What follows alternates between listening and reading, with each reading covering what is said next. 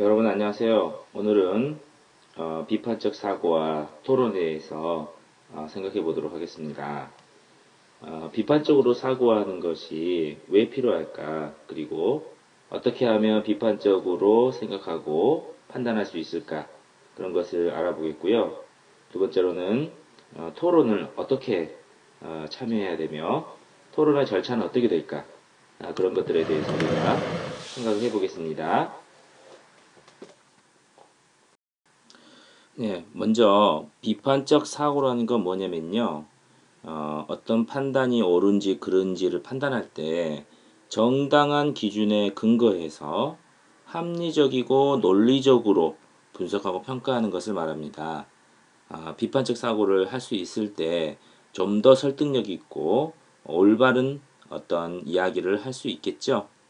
자, 그래서 이러한 비판적 사고를 통해서는요, 여러 가지 오류를, 잘못된 점들을 피할 수 있습니다. 우리는 일상생활에서 많은 오류를 범하는데요. 먼저 피장파장의 오류가 있어요. 누가 어떠한 잘못을 지적했을 때 그 잘못을 인정하기보다는 너도 그랬었잖아 이러면서 피장파장으로 얘기하는 그런 오류가 있을 수 있고요. 그 다음 성급한 일반화의 오류가 있어요. 내가 텔레비전에서 본 것들은 다 그렇더라 그러면서 전부를 확신할 수 없음에도 불구하고 성급하게 일반화를 하는 그런 경우가 있고요. 다음은 대중의 호소하는 오류가 있어요. 다들 그러는데 하면서 그 행동이 옳은지 그른지를 정확하게 객관적으로 판단하기보다는 다른 사람도 그러더라 하면서 다 인정하는 그러한 오류가 있을 수 있겠죠. 다음은 인신공격의 오류가 있습니다. 어떤 사람이 무슨 말을 했을 때 성적도 낮잖아 하면서 그 사람의 말을 듣지 않으려고 한다든지 그러한 오류를 범해서는 안 되겠죠. 이런 오류를 범하지 않기 위해서는 우리가 비판적 사고를 정확하게 할 수 있어야 된다. 이런 말이 되겠습니다. 비판적 사고를 하려면 그러면 어떠한 태도를 평소에 가져야 될까요? 먼저 어떤 정보가 있을 때 그 정보가 출처가 확실한지 한번 따져봐야 됩니다. 다른 사람의 말만 듣고 또는 소문만 듣고 어떤 판단을 내려서는 틀린 결과를 나타낼 수가 있거든요. 그 다음 선입견이나 편견이 끼어들지 않았는지 살펴봐야 됩니다.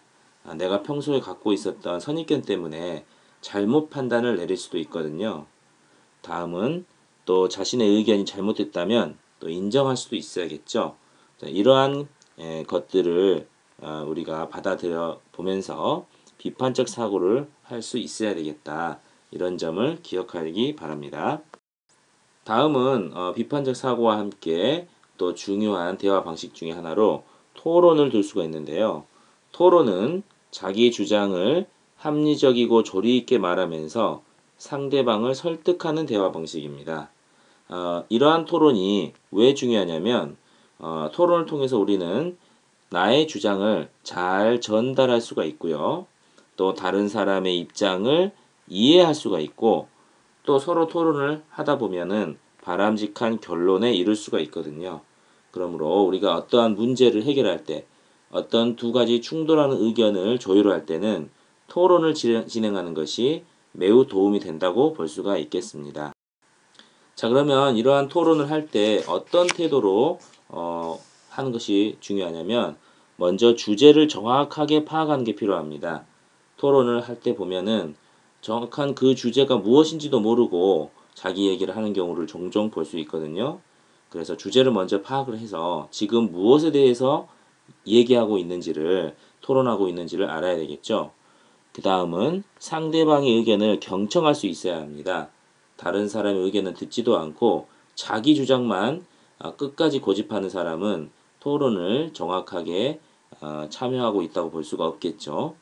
다음은 절차를 지킬 수 있어야 합니다. 토론의 순서가 어떻게 되는지, 또 말하는 순서는 지키고 있는지, 또 시간은 잘 지켜가면서 토론을 하는지 등등의 절차를 지켜야 됩니다. 다음은 마지막으로 결과를 잘 받아들이는 게 중요하겠죠. 무조건 내 생각만 옳다고 할 것이 아니라 토론 과정에서 나온 결과를 서로가 양측 모두 수용할 수 있어야 될 것입니다. 이러한 토론을 위한 절차로서는요.